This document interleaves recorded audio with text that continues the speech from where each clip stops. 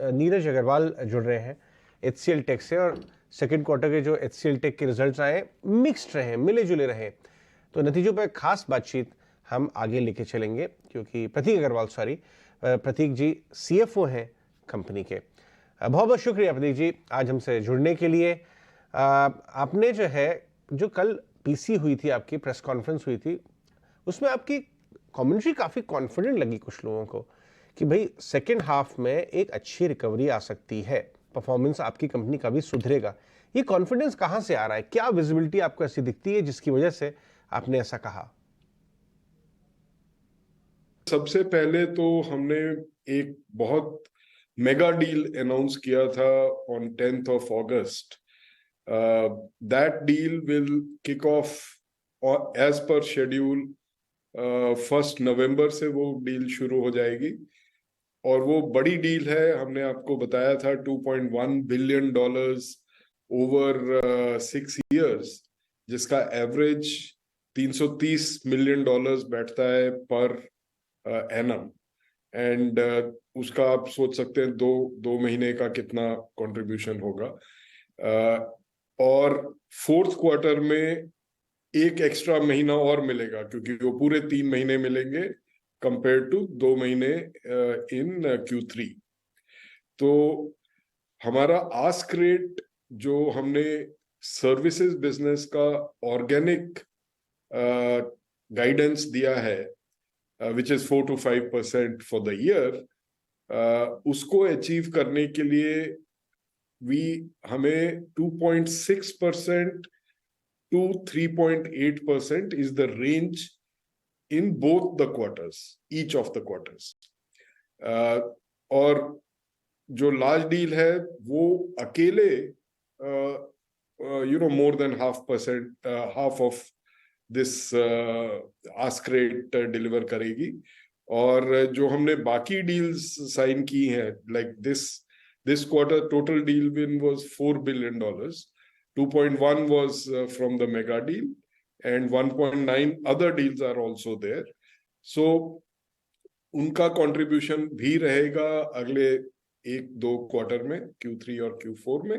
So we are very confident. हमने जो revised guidance दी है, we are very confident to meet that.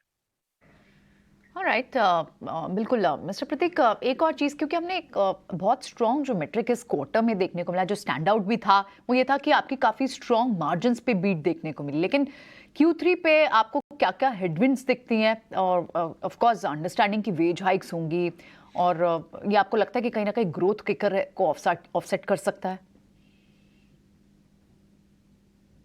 नहीं, ग्रोथ इतना स्ट्रॉन्ग रहेगा इज वन फैक्टर, लाइक आपने बिल्कुल सही पकड़ा उसको। दूसरा ये भी है कि हमारा Q3 सॉफ्टवेयर बिजनेस का स्ट्रॉन्गेस्ट क्वार्टर होता है। तो there is a peak revenue which flows down to margins also. Software business is not that much of variable cost. So जैसा आपने पिछले साल दिसंबर क्वार्टर में हमारा 19.6% मार्जिन था, और Q2 September quarter last year was 18%. तो I think Q3 again is going to be a peak margin quarter also, like other years, simply because of the seasonality in the software business. And of course, the growth in the services also will continue on that 2.6 to 3.8 ask rate. आपकी भी इस साल deal wins काफ़ी अच्छी रही। मैं थोड़ा आगे का फॉरवर्ड लुकिंग होकर आपसे पता करना चाहता हूं कि आपकी ये डील जीतने की जो रन रेट है वो किस तरह से रहेगा आगे चल के? हमारा पिछले कम से कम 7-8 क्वार्टर में भी 10 क्वार्टर से average deal win in quarter is 2 to 2.5 billion. So that is the range one would continue to expect, because हमारा पाइपलाइन थोड़ा सा कम हो गया पिछले क्वार्टर के मुकाबले में, because obviously 4 billion of that has got converted to deals, but it continues to be pretty high level. 9% is the drop in the pipeline. So nothing to worry about. It is very strong pipeline. Some of the deals are advanced stage. So अगले 2 quarter में भी हमारा अच्छा deal win रहेगा, and the range should be between 2 to 2.5. साहब ये बताइए कि जो स्पेंडिंग की एक्सपेक्टेशन है आगे चल के 24 की, इवन 25 की, FY25 की, वो किस तरह की नजर आती है आपको क्लाइंट स्पेंडिंग पे? अभी थोड़ा मुश्किल है थोड़ा 24 कैलेंडर या FY25 के बात करना, because the world is still volatile, right? I mean, there are all kinds of things happening in the world. With the अब जब नया साल शुरू होगा तो personally I do expect things to become better, because US growth has been good actually. There's no other way to put it.